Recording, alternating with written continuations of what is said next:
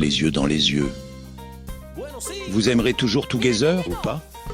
Écoutez-moi, je serai toujours un amoureux de Together Thomas Ah oui, Loubert. vraiment? Et T'es la vraiment réponse sûr? apportée à la communauté des DMC de Together permettra, je l'espère, et très vite, et le plus vite serait le mieux, d'en finir avec ces insinuations. Alors c'est parti pour l'interview de Fabrice. Alors avant de commencer à interviewer Fabrice, j'ai hésité. Je me suis demandé, donc pour que vous sachiez tous, parce que peut-être que tout le monde ne sait pas qui est Fabrice. Certains le connaissent, certains ne le connaissent pas. Donc en fait, je me suis dit comment on va faire pour le présenter, sachant qu'il parle beaucoup quand il veut et que j'arrive quand même à contrôler un peu. Je me suis dit que pour commencer, j'allais moi-même faire un peu sa présentation, son parcours. Je vais essayer de faire un résumé rapide, comme ça il n'aura pas à le faire, ça lui économise cette partie-là. Donc je vais essayer de faire pour lui un peu la présentation de son parcours avant de commencer à lui poser quelques questions. D'accord? Ouais, avant ça, je te coupe quand même, Thomas. Ah, Euh, Quand même. Et je vais montrer quand même, je suis allé le chercher. Pour le cadeau pour toi, Nicolas, qui a gagné le concours. Donc, je suis allé chercher le véritable slip avec lequel j'ai passé des nuits de car sur le bateau pendant la traversée de l'Atlantique. Il est propre. Et je peux dire que c'est un slip qui a beaucoup voyagé, qui est très pratique pour plein de raisons, en fait, et que tu peux aussi t'en servir la journée pour le mettre sur la tête et pour t'éviter le soleil, tu vois.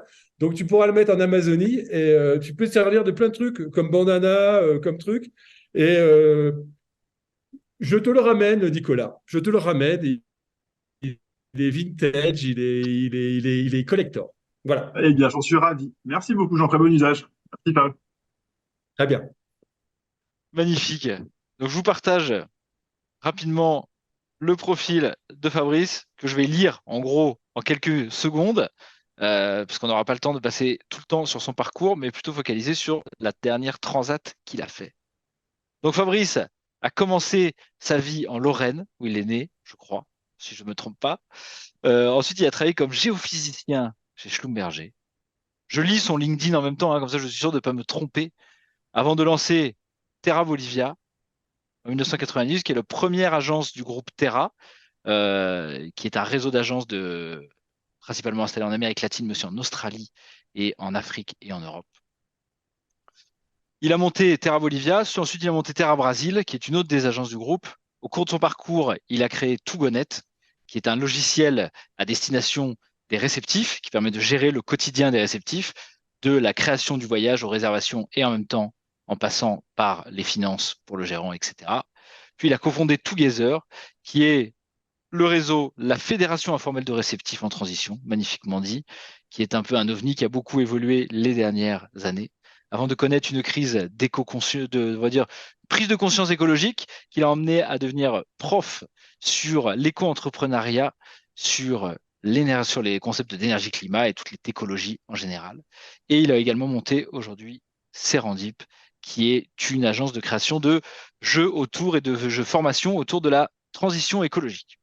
Mais voilà, en gros, quelques mots sur le parcours de Fabrice. Fabrice, évidemment, je te laisse ajouter quelque chose si tu veux. Oui, je vais juste rajouter que je me trouve à La Paz, parce qu'en fait, je suis là pour parler à la transatlantique et que, en fait, j'ai été, voilà, je suis à La Paz en ce moment en Bolivie où beaucoup de choses ont commencé. Donc, je me trouve dans un état émotionnel. Voilà, il est temps que je rentre à la maison parce que tous les jours, depuis 3 mois, je suis sur la route. Et là, je termine par des grandes retrouvailles à La Paz et pas mal de boulot aussi. Et j'ai pris quand même l'altitude dans la tête. Voilà, je suis arrivé avant-hier soir. Et donc, je suis pas encore. Voilà, donc juste pour dire ça, et que en vue de cette interview, je disais à ma collègue là, qui est là, à mon amie Lucie, que vous connaissez, ouais, j'essaie de me remettre dans l'intensité de la transatlantique, mais c'est vrai que. Enfin, en fait, oui, bah, j'ai tout ce que je veux rajouter, mais j'ai essayé ce matin de me remettre dans le truc, parce que j'enchaîne des expériences. Et là, je suis à La Paz et je reviens d'Amazonie. Je ne sais pas trop pourquoi tu voulais En fait, m'interviewer, mais je pense que pour résumer, en fait, beaucoup dans les voyages extraordinaires. Voilà. pas nécessairement, j'ai plusieurs questions Voilà, à te voilà, poser. quelque En chose. gros, la première question que je voulais te poser, tout simplement, laisse-toi guider, j'ai envie de te dire. La première question que je voulais te poser, c'était comme on a vu dans ton parcours, tu as énormément voyagé, tu as une relation au voyage assez importante, c'est un peu une de tes passions, on va dire. Tu as voyagé pour plein de raisons, j'imagine que ces raisons ont évolué au fur et à mesure de ta carrière. Là, tu as entamé depuis maintenant 3 mois, comme tu racontais, tu as fait une transatlantique qui t'a emmené en partant du Cap. Vous êtes parti en voilier à Troyes. Et là, aujourd'hui, tu es arrivé au Brésil, où tu as fait des voyages de reconnaissance qui sont un peu, on va dire, hors sentier battu. Et maintenant, tu es en Bolivie, où tu continues ce voyage. Pourquoi le Brésil et la Bolivie? Parce que tu as des agences de voyage là-bas que tu as montées, et tu retravailles sur la prod exactement. Est-ce que tu peux nous dire, depuis, allez, assez simplement, comment ta relation au voyage, elle a plutôt changé les dernières années, et qu'est-ce que tu as appris durant la transat? Qu'est-ce que tu as découvert durant la transat, euh, par rapport à ta relation au voyage, et voilà. Eh ben, ça tombe bien, parce qu'on avait décidé avec Tom qu'il me préparerait pas et qu'il me dirait pas les questions à l'avance, pour que ça soit plus frais. J'ai quand même pris quelques notes pour pas que ça dure trop longtemps. Euh, moi, je suis parti faire la transat un peu sur un hasard, sur une blague avec un copain, un vieux copain parce que j'ai commencé à écrire un truc, un roman, et je l'appelle pour lui dire ça. Et c'est un vieux copain sud-africain. Et puis, je lui en parle et je lui dis que dans mon histoire, mon héros, il doit traverser l'Atlantique et que voilà. Et là, il m'apprend qu'il a un petit voilier et je lui dis pour rigoler, bah, Jeff, et si on traversait l'Atlantique? Moi, je n'avais fait trop de voile à part sur le lac Titicaca, c'est mon seul pédigré.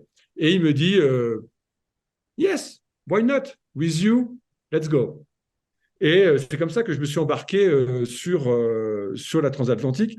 Et à un moment où je quittais un peu je viens d'avoir 54 ans. Et donc, ça a changé. Alors, je vais essayer d'être rapide. C'est que ce qui m'est arrivé, c'est que je quittais un peu ma vie d'entrepreneur, on va dire, à ce moment-là, en me disant, bah non, bah, je vais voyager, voilà, ça, voilà.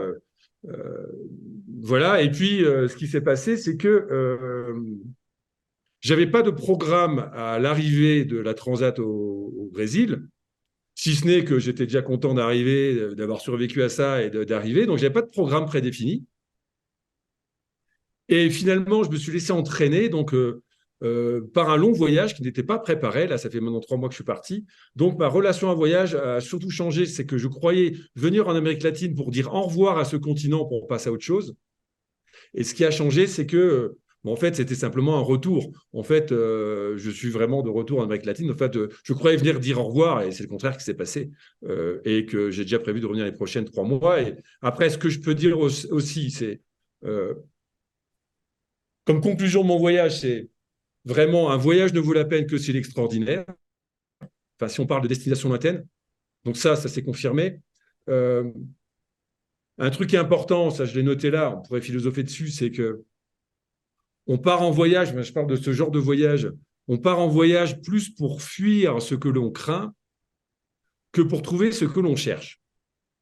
Voilà, on croit toujours qu'on part pour le dépassement de soi, etc., pour découvrir d'autres trucs. Et c'est vrai. Moi, je partais aussi pour partir à l'aventure, recherche d'altérité, etc., trouver des questions trouver des réponses à certaines questions. Mais en réalité, je vais être sincère, je crois que, en tout cas dans mon cas et dans le pire, ce que l'on craint. Après, je pourrais revenir dessus, qu'est-ce que je pouvais craindre, etc., Tom, etc. Je pourrais revenir dessus si ça t'intéresse. Et ensuite, tiens, c'est une autre que pour les professionnels du voyage que vous êtes, il y a ça aussi, c'est que quand on fait une transat, on se rend compte surtout des distances. Moi qui ai une vie comme vous, où on passe de ville à ville, etc., on a l'impression qu'on connaît beaucoup le monde, mais en réalité, c'est en faisant cette transatlantique que je me suis rendu compte que principalement, le globe, même lors de mon voyage là, au Brésil et puis en Bolivie,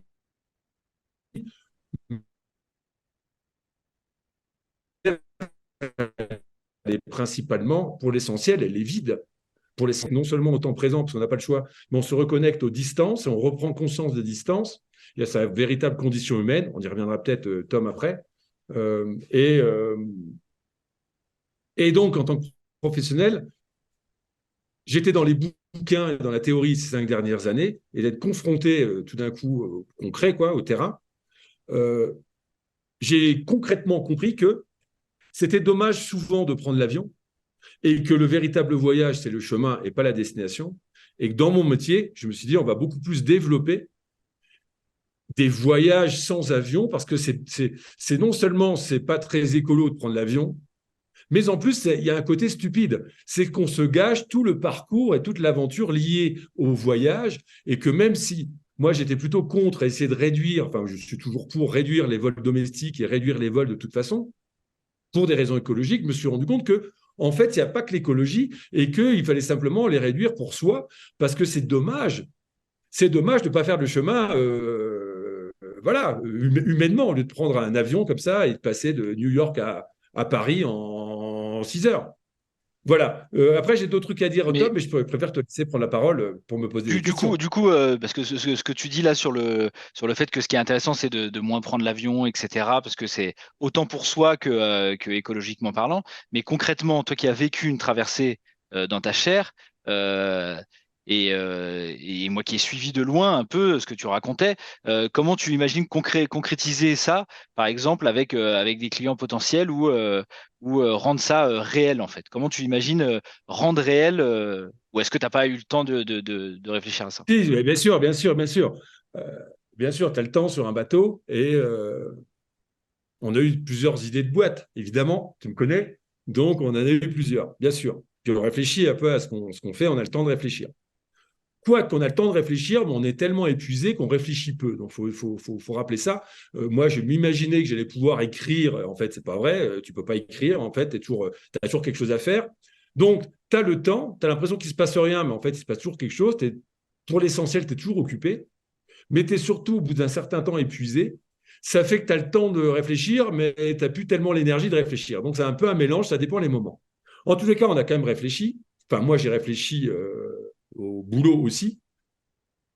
Et c'est clair que j'y allais aussi avec une intention, c'était pas le but premier, le but premier était personnel, mais j'y allais aussi avec l'intention de me dire, ben, je vais tester le voyage décarboné, voir un peu ce que c'est vraiment, voir si c'est possible de le développer. Je partais avec cette intention professionnelle aussi.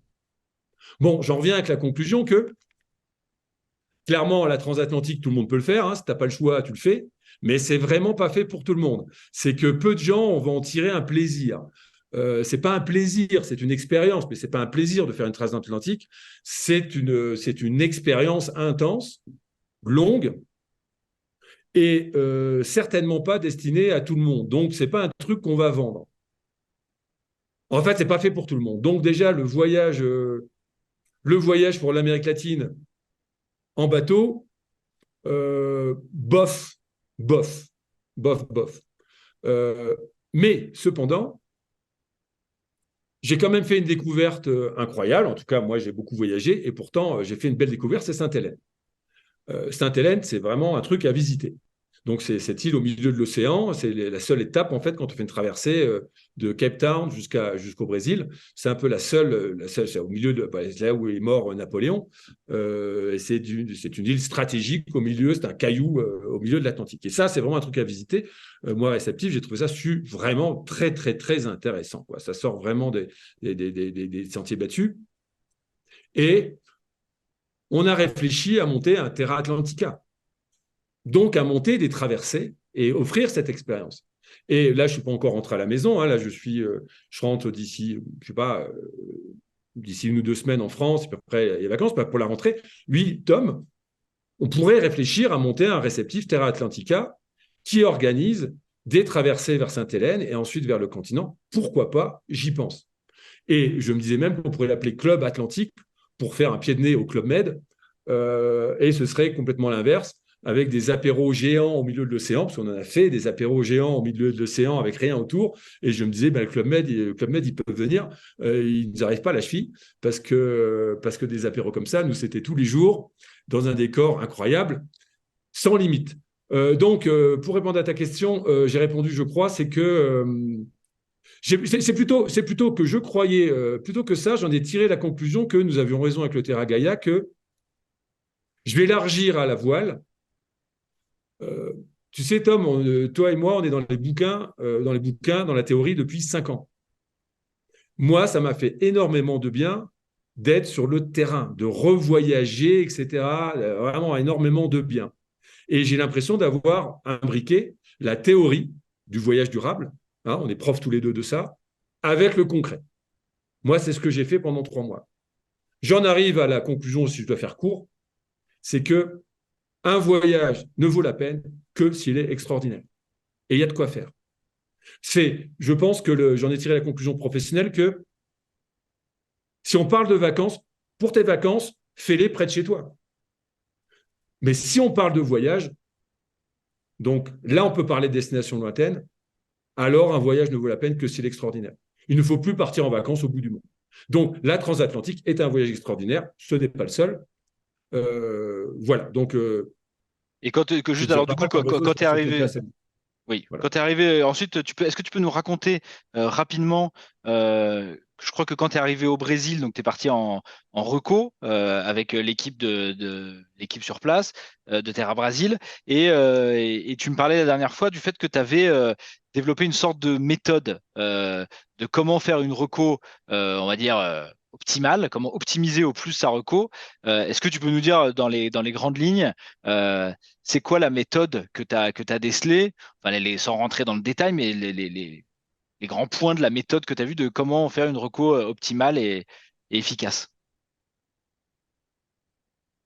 Alors, avant de te répondre, je vais te dire déjà la chose suivante, c'est que ce voyage m'a réconcilié plus que ça avec notre métier. Je suis retombé amoureux de notre métier de réceptif, que j'avais plus ou moins quitté les dernières années. Je suis retombé amoureux de notre métier. Donc, c'est l'enthousiasme et la passion pour notre métier qui m'a conduit à faire des recos qui n'étaient pas prévus. Donc, c'est la première chose. Pourquoi? Comment ça s'est passé? C'est parce que la transat, ce genre de voyage, te rend vivant. Je disais tout à l'heure que je suis parti finalement, enfin, je réfléchissais à ça pendant la traversée, je suis parti plus pour fuir ce que je craignais. Qu'est-ce que je craignais donc? Eh bien, en fait, tu crains de vieillir, tu crains la routine. C'est pour ça que tu t'engages dans un transatlantique et dans un grand voyage, et c'est pour ça qu'on voyage. C'est parce que c'est bien la routine et ton confort de tous les jours, de te lever à la même heure, de faire tes emails, de faire ce que tu connais par cœur tous les jours, que tu arrives chaque jeudi soir et tu te dis c'est déjà la fin de la semaine, et que tu arrives à la 3e semaine du mois, ah, c'est déjà un mois qui a passé, et les années défilent et tu vieillis, parce que tu restes dans ta zone de confort. Et voyager, c'est sortir de sa zone de confort, sortir de sa routine, oser sortir de son cadre structurel, prendre des risques, devenir vulnérable, alors tu deviens vivant. Moi, c'est ce qui m'est arrivé. J'ai l'impression d'être redevenu très vivant, même encore aujourd'hui, même si j'ai pris un coup avec l'attitude, j'ai l'impression j'ai arrêté de vieillir. Enfin, voyager, finalement, c'est arrêter de vieillir, c'est tous les jours aller vers l'imprévu. Donc, c'est une forme d'aventure et ça rend vivant. Donc, je suis arrivé très vivant, même pas vraiment fatigué. J'étais étonné de ça. Je suis arrivé au Brésil, content d'arriver, évidemment. Mais déjà avec la saudade, cette nostalgie positive, j'en avais marre de la traversée Tanamar à la fin. Mais pourtant, à la fin, je profitais de chaque instant sous les étoiles, vraiment, je profitais de mes nuits dans l'océan, qui étaient des nuits vertigineuses. J'en avais marre, mais pourtant, je savais que ça allait me manquer. Parce que je savais que c'était intense. C'était intense tout le temps. À chaque moment, c'est intense. À chaque moment, tu peux tomber et il ne faut pas tomber. Et voilà, c'est chaque moment comme ça. Donc, tu en as marre, c'est très fatiguant. En même temps, tu arrives très, très, très vivant. Donc, je suis arrivé très vivant en me disant, je ne vais pas bosser. Et pourtant, là, ça fait bientôt 2 mois que, en fait, je bosse. Enfin, je fais des voyages extraordinaires. Donc, quelle est la méthode que j'ai employée? C'est très simple. Et là, je le revis en Bolivie. Je ne m'attendais à rien en Bolivie parce que j'ai tellement vécu là au Brésil que je me disais cerise sur le gâteau en Bolivie. Et pourtant, c'était encore plus intense en Bolivie. Ce que je viens de vivre, je ne l'ai pas encore raconté. On a fait une reco franchement extraordinaire. Donc, la méthode, après, je peux dire ce qu'on a fait, mais globalement, la méthode, c'est prendre le temps de la curiosité. Donc, la méthode, tout ce que je fais, j'avais ma fille qui m'accompagnait à un moment où je me suis dit, je vais lui apprendre le taf. Ma fille a 23 ans et je me suis dit, je vais lui apprendre le taf. Et donc, c'est la première fois que j'intellectualise mon travail. Je ne l'avais jamais fait auparavant. Moi, je fais mon métier de réceptif depuis 20 ans, comme ça, naturellement, sans me poser la question de comment on fait. Et là, j'étais un peu obligé du fait de vouloir transmettre des choses à ma jeune fille et lui dire, tiens, voilà. Et donc, j'ai réfléchi à la méthode de comment je faisais en réalité. Bon, eh bien, la méthode, c'est assez stable. Elle m'a vu faire. Elle a bien vu. Je lui ai dit, écoute, il n'y a pas de secret, il n'y a pas de génie, il n'y a pas besoin de talent. C'est juste trouver un fil et le tirer jusqu'au bout. Tirer un fil et le trouver jusqu'au bout. Discuter avec tout le monde. Discuter avec les copains des copains, de ceux qui deviennent copains, et tirer les fils jusqu'au bout. Trouver une histoire, un fil que tu vas dérouler. Et tu vas à la recherche de pièces de puzzle sur le terrain en vrac. Il y a des mauvaises pistes, il y a parfois des mauvaises pistes, il y en a des bonnes. Et puis, au fur et à mesure, c'est ce qui m'est arrivé au Brésil. Et encore, là, je pourrais te raconter, parce que là, j'ai vraiment des bonnes aventures à raconter en Bolivie, ce qui nous est arrivé. Parce que là, c'est vraiment un exemple cas d'école. Et puis, à la fin, tu as des pièces de puzzle éparpillées. Et l'assemblage se fait automatiquement en discutant avec tes collègues. Et c'est ça qui te fait des expériences extraordinaires. Donc, il n'y a pas de secret dans notre métier, à part partir à l'inconnu, discuter avec tout le monde et pas s'inquiéter à un moment donné. Les pièces de puzzle, tu vas les assembler de manière à raconter une histoire. Voilà, je t'ai répondu largement, mais sans donner d'exemple. Voilà. Est-ce que du coup, tu peux nous raconter ta reco en Bolivie, que tout le monde, j'imagine, a envie de connaître? Je peux la raconter, donc si, ça sera peut-être intéressant, mais je crois que c'est intéressant. Je crois, mais bon, tu m'arrêtes si, si ça n'est pas, Tom, hein, je te fais confiance. Moi, l'origine de cette transat, c'est l'ambition d'écrire un roman. Donc, je me suis dit, je vais écrire un roman, et c'est l'histoire d'un type, pour X raisons, je ne vais pas raconter l'histoire.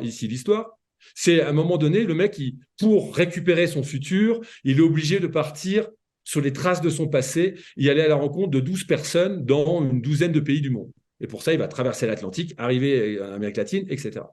Donc moi, dans mon voyage-là, je suis à l'affût de personnages inspirants. Donc, je trouve des fils et je les déroule. J'arrive donc au Brésil et je me dis, c'est quoi le suite de l'aventure? À un moment, j'ai envisagé de continuer la navigation parce que le bateau est encore là-bas. Il est dans la baie de Todos os Santos, là, Salvador. Puis, pour des raisons climatiques, c'est mort, on ne peut pas. Je vais à Rio retrouver ma famille. Et de là, je me dis, qu'est-ce que je vais faire? Je n'avais pas de programme. Et là, j'avais l'intention, pour mon bouquin, et en même temps pour le boulot, de me dire, tiens, j'ai traversé l'Atlantique, maintenant je vais traverser le continent d'est en ouest. Donc, je travaille alors sur une route de l'Atlantique au Pacifique. Je cherche la piste des veines ouvertes de l'Amérique latine, d'Eduardo Galeano, donc raconter l'histoire du continent historique à travers l'histoire des bandeirantes brésiliens qui vont aller chercher des esclaves vers Ascension de Paraguay, puis finalement raconter le lithium. Et voilà. J'envisage donc un trajet pour aller dans le nord-ouest argentin et je m'apprête à partir. Puis après, je me rends compte que ce n'est pas possible, pour X raisons. Puis après, je me dis, non, je vais plutôt monter, ça faisait plus de sens. Je vais faire vite, Tom, sinon tu me coupes, mais j'essaye de faire vite. Mais là, je vais passer plutôt par le Minas Gerais, les mines générales, pour raconter l'histoire du continent plutôt par les Minas Gerais. Et là, je vais rentrer en Bolivie par Noël Kempf. Je me renseigne, j'appelle mon collègue Clément, et on se rend compte que là-bas, il n'y a pas de passage en ce moment, il y a trop de narcotrafic, et donc tu ne peux pas passer sous cette zone. Et donc, je continue à chercher, et pendant ce temps-là, je fais mes recos sur la Costa Verde, et je vais avec des types fabuleux. Je vais avec des gens fabuleux qui ont grandi dans la forêt, qui montrent plein de trucs, et je suis très inspiré par tout ce que je vois en bossant sur notre prod Terra Brasil sur la Costa Verde. Je fais beaucoup de terrain à ce moment-là, et je suis inspiré par des gens très inspirants, et je discute avec eux, je leur parle de mon projet, ils me disent qu'est-ce que tu fais après, je leur dis écoute, je discute avec des gens sur place, un artiste entre autres qui m'a pas mal inspiré, un mec qui fait voilà, je discute avec des gens, et un de ceux-là, donc voilà, le secret c'est juste discuter avec les gens. Et il y en a un gars incroyable que j'ai rencontré, enfin vraiment un type très inspirant qui me parle, dit, tu veux faire ça, c'est génial, tu veux traverser ça, ta.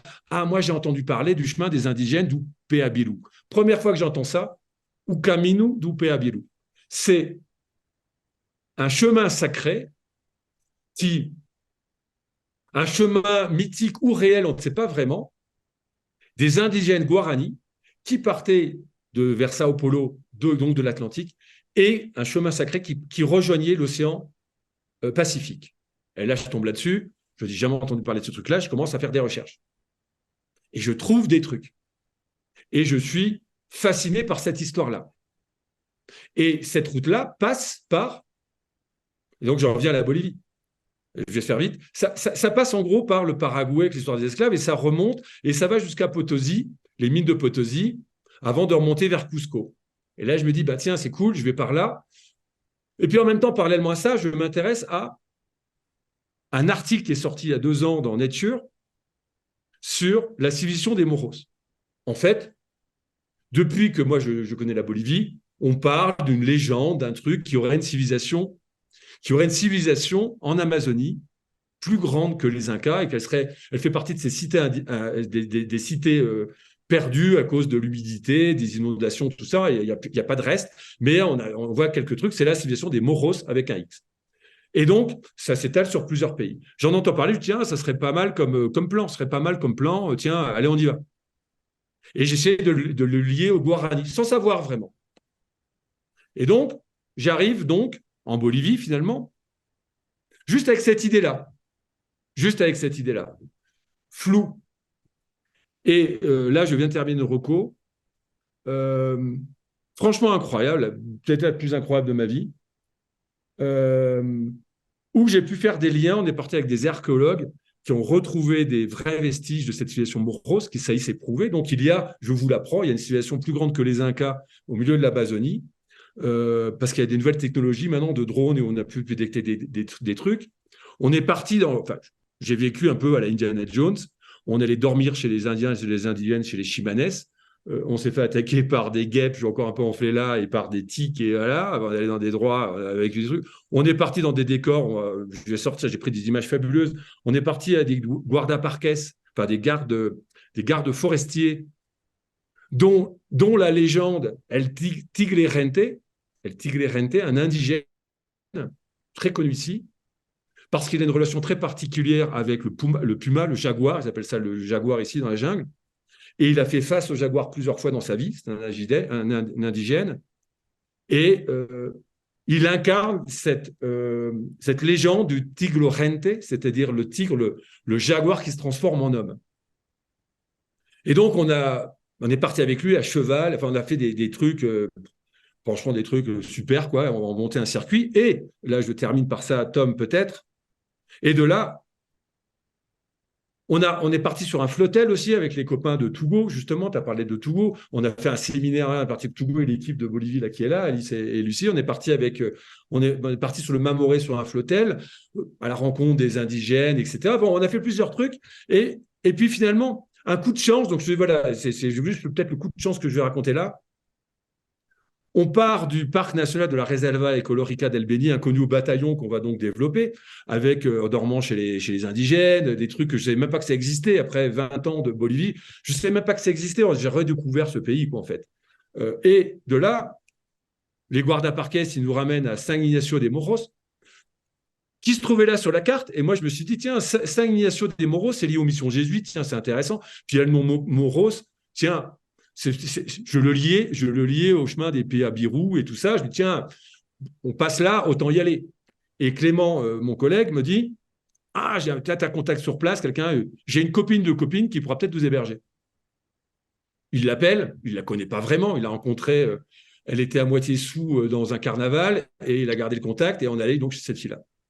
Et on arrive donc comme ça, on sort de la jungle, on sort vraiment du truc là, des étoiles plein les yeux en me disant, de toute façon, quoi qu'il arrive maintenant, de toute façon, c'est fait. Tout ce qui reste, ce sera des petites cerises sur le gâteau qui est déjà énorme. Et c'est bon, quoi. On arrive à San Ignacio de Moros, chez son contact. De là sort un Espagnol et il nous dit, bah, tiens, Raquel n'est pas là, mais elle est à voir, elle est juste à côté en train de répéter dans la salle de concert. On ne les connaît pas. On vient de poser notre sac, 5 minutes après, et j'ai les images, on arrive dans un concert des missions jésuites. Raquel, c'est la chef d'orchestre de tout ça, et ils ont dédié les 20 dernières années de leur vie à récupérer les partitions, des milliers de partitions des missions jésuites, chez les indigènes, qui les ont transcrits pour des raisons sacrées. Et donc, on est arrivé par ces deux personnes-là, qui sont en fait les Indiana Jones, je sais pas moi, les messies ils ont passé leur vie avec les indigènes, avec la musique, etc. Et donc, je fais vite maintenant. Moi, j'ai pu faire du lien, j'ai pu assembler les puzzles depuis le Brésil, les Guarani, puis la sélection des Moros, plus. Enfin, l'aboutissement, j'ai vu ça avec des spécialistes, ça prend des parties avec des archéologues sur le terrain. On est allé voir on a aussi voir d'autres. Enfin, je parle dans tous les sens parce on a fait tellement de trucs, mais globalement, j'ai pu assembler les pièces du puzzle. Donc, je reviens à ce que tu disais, la question que tu me posais, c'est la méthodologie. Tu trouves un fil, et puis tu le déroules, tu prends le temps, ça prend vachement de temps. Tu déroules avec l'intention, ambition de raconter une histoire extraordinaire, d'aller. Tu le déroules, tu rencontres des gens, tu discutes avec eux, tu trouves des contacts. Voilà. Et donc, on a monté, moi, ça y est, j'ai le lien entre le Brésil, les missions jésuites, les indigènes, la conquista espagnole. Et finalement, c'est même les scientifiques, les intellectuels qui disent ça. Les conséquences, la finalité de 400 ans d'histoire, mais même plus que ça, parce que c'était en 500, de 1500 années d'histoire, concrètement, c'est la musique et la danse dans les peuples indigènes. Et donc, nous, Tom, je te le dis, tu es associé d'ailleurs de Terrandina Bolivia. Là, on va organiser pour nos clients, on est en train de le monter, un voyage extraordinaire qui va s'appeler Mojos. On part des Andes, etc. Et on va sortir de la jungle. On arrive là à San Ignacio des Moros. Concert privé pour nos clients. C'est eux qui nous l'ont proposé. Avec les indigènes en uniforme, etc., dans le musée. Et on va vivre ce genre d'expérience. Et j'ai déjà hâte. Et là, je vais encore terminer, j'ai encore un truc à rajouter, parce que c'était dans la méthodologie. Je tirais un fil depuis le Brésil, voire même depuis Cape Town, qui m'a amené jusqu'aux Moros, etc. Et là, bim, le dernier jour sur quoi je tombe, Tom. Alors, j'étais persuadé d'être arrivé au bout de mon fil, d'avoir tout assemblé. Je suis tombé sur une nouvelle pelote de laine. C'est infini. Je suis tombé sur une grosse pelote de laine et je t'indique ma prochaine reco. En fait, moi qui pensais venir ici pour dire au revoir à ce continent qui m'a tant donné, c'est déjà, si je rentre là d'ici 10 jours en France, c'est parce que je n'ai pas le temps, je n'ai plus le temps. Ce qui m'attend, c'est trop long. Le prochain voyage, c'est un voyage de 3 mois. Et en gros, c'est la descente intégrale de l'Amazone, depuis la source, depuis les contreforts andins. J'étais là-dessus. Et ça ne se fait pas en 2 ou 3 semaines, ça se fait en plusieurs mois, parce que j'ai rencontré des gens, des personnages. En fait, il y a des choses fabuleuses. Et ce ne sera pas un voyage personnel. Ce que je croyais au début, ce sera un voyage professionnel. Et je t'annonce que le prochain voyage extraordinaire qu'on va faire après celui à des Moros, c'est la descente intégrale de l'Amazone. Et c'est pour l'année prochaine. Ça va être extraordinaire. On m'a parlé de coins, d'aventures. On m'a parlé de trucs vraiment... je suis comme un gamin, Tom. Voilà. Donc, on est très loin de la transatlantique. Mais finalement, c'est la transatlantique qui m'a amené à ça. Donc, je ne sais pas sur quoi tu veux faire le sujet, mais voilà. Ben, c'est parfait. Merci beaucoup. Je propose qu'on conclue là-dessus, sur cette belle histoire qui donne envie de connaître la suite et vivement de voir le circuit que vous allez sortir et de voir le circuit que vous ferez l'année prochaine. Merci à tous. On conclut là-dessus. C'était encore un épisode riche. On a vu des réceptifs faire des trucs de ouf. On a vu un slip, un moment quand même. Et on a terminé par la découverte d'une nouvelle civilisation amérindienne. Bref, tout ça en 1 heure. Je pense qu'on n'a pas perdu notre temps. Merci beaucoup. Bonne continuation à tous et à la prochaine.